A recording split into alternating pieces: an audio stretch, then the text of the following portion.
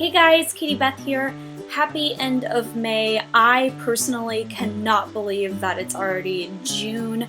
I don't know where this year has gone, but the year is first of all already half over.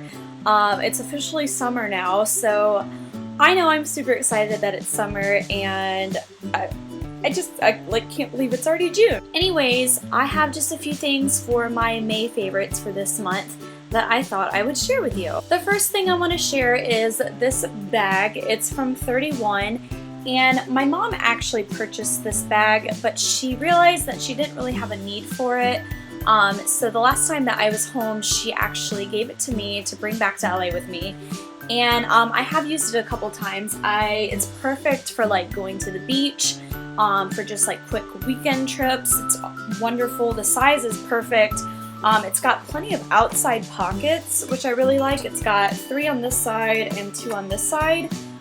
Plus it has the little like water bottle pockets on the outsides here as well.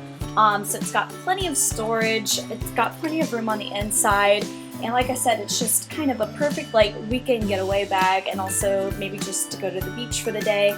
But I really like this bag. I like the design of it. It's very classy, floral, perfect for the summer. Like I said, my mom got it from 31, so if you want to hop online, I'll see if I can find the link to it. I don't know if they're still selling it, but if I do find the link to it, I will definitely leave it in the description below. My next item to talk about is a food item, because obviously I love food. And I am always somebody who's looking for new protein bars. Protein bars are great kind of in-between meals, great for like mid-morning snacks, or that mid-afternoon snack to kind of hold you over until supper. So I'm always looking for new protein bars that, 1, are satisfying, 2, taste good. I know there's some protein bars out there that I'm like, ugh. 3, are the right kind of nutrients that I'm looking for. So this one, and I'm sure people have heard of it, it's called Think Thin, and I really like the flavors that they come in. This one is a brownie crunch, and I like it because it does not taste like a protein bar. It does not have that like kind of gritty protein taste to it. I like it because it satisfies me, it keeps me full, so like in between breakfast and lunch, I'm not like starving by the time I get to lunch, or same thing between lunch and dinner, I'm not like getting home and famished. So this is kind of the perfect mid-morning or mid-afternoon snack, and it's only 230 calories. So I like it because, and notice the name Think Thin, I like it because there are some protein bars out there that are really high in calories, and I'm not looking for like a full meal's worth of calories in between meals. I'm looking for something that's full of protein, that's also not that high in calories, just to kind of get me from, like I said, breakfast to lunch or lunch to dinner. So this is a really great find. They're not too terribly expensive. I also know a lot of protein bars these days are a little overpriced. I think the whole protein powder, protein shake, protein bar industry is making a fortune off of us, but these are not too terribly expensive.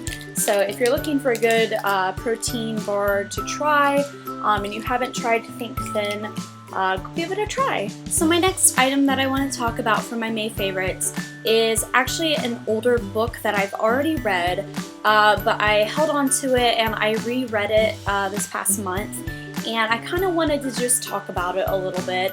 So this book, it's called Nickel and Dimed.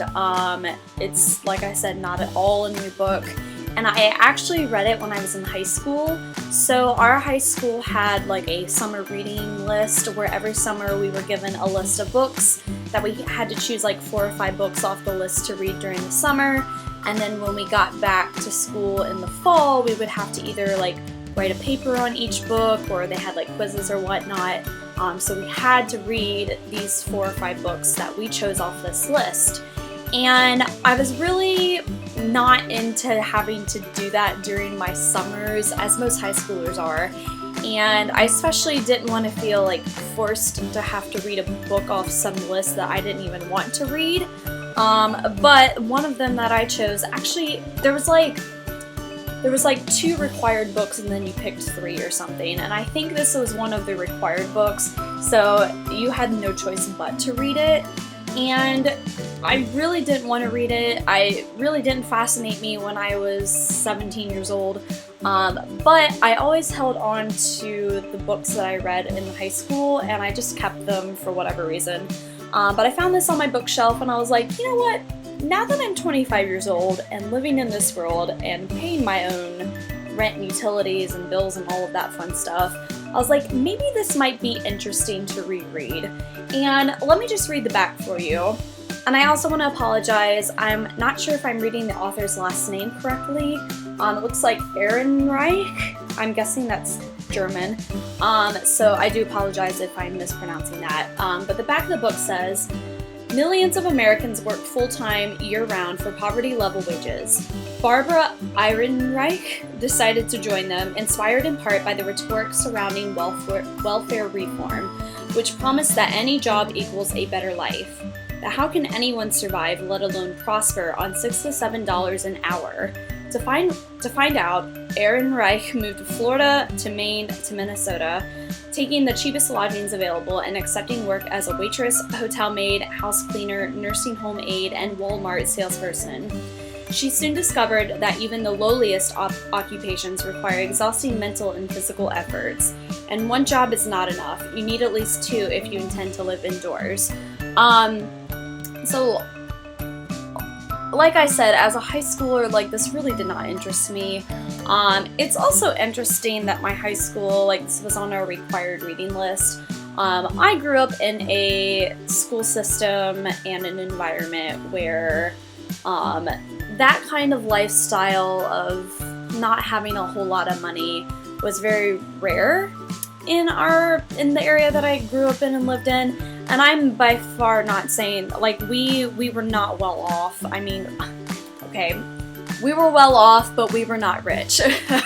My parents were always able to provide for me, but, you know, we did not live in some, like, lavish home with brand new cars and, you know, living some expensive lifestyle. You know, I would say, like, we're very middle class, just to put that out there. But there's a lot of higher class families in the community that I grew up in and went to school in, so it was interesting that they picked this book for us to read. And I hate to sound ignorant about it, but I can guarantee like 95% of the people that I went to high school with, like, this kind of lifestyle never applied to them. It's never going to apply to them. So it really just was like a book that everyone was like, we don't want to read this. However, I will say that especially after graduating college, I was very fortunate. My parents were able to provide for me during high school, for the most part during college. Even though I did have like part-time summer jobs throughout high school and college, I never had to work in order to live or work in order to go to school, and I'm very fortunate for that. I'm very, #blessed about that. But especially after graduating college, I took on a lot of my own personal financial situations, and especially when I moved from Ohio to California. Like right now, I am 100% financially independent. My parents are not paying any of my bills. They're not, really helping out in any way, shape, or form. I am solely responsible for all my finances, and I take a lot of independence in that, and I take a lot of pride in that. But it also has given me a whole new perspective of the financial world. And something that really sparked my interest in kind of rereading this is when the whole thing about the minimum wage in California going up to $15 an hour came out.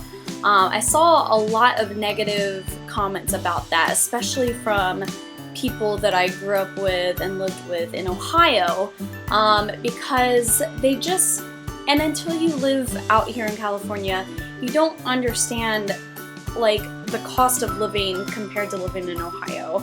It's two very different financial worlds, and I really had my eyes open to that when I moved out here. And I'm not one to start things on social media, so I had to kind of bite my tongue when I saw these very ignorant comments about it. But it is so frustrating because you really, I can't imagine how anybody out here in California is living on anything less than $15 an hour.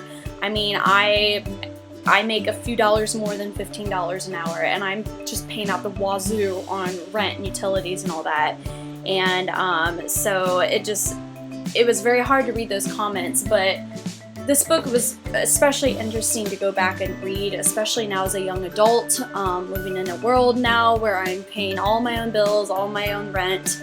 You know, if I want to go out and have fun, then that's my own expenses. You know, and I've definitely had to pick and choose about what I do and how much I spend on things.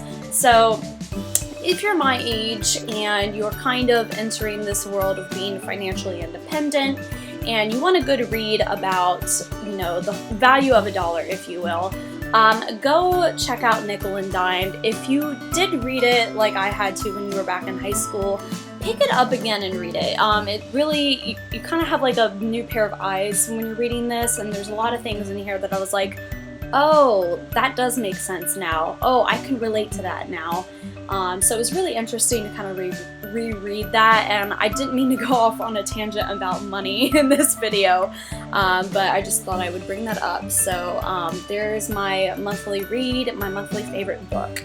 And to end this favorites video on a happy, positive note, I posted a vlog about a week ago that I finally had the opportunity to go to the Wizarding World of Harry Potter here at Universal Studios Hollywood, and I had the time of my life. I will leave a link to that video in my description, but one of the things that I purchased, speaking of money that I should not have spent, one of the things that I purchased was a wand because I had to. I mean, I didn't have to, but I had to.